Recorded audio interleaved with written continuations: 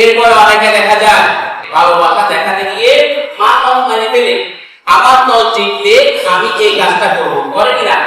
এই আমার দল জিতে গেলে আমি একটা ছাগল দিব মান্যত করে, টাকা টাকা মান্যত করে, কত কিছু মান্যত করে ফেলে।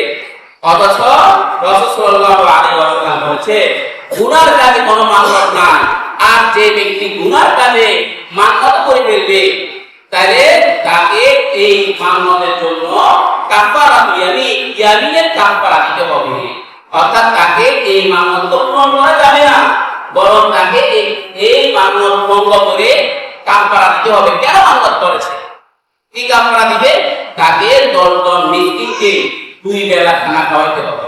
কেন? এই গুনাহ সে মান্যতটা করত যে আমার দল জিতলে আমি এই কাজ করব, ওই দল হেরে গেলে আমি এই মান্যত করলাম।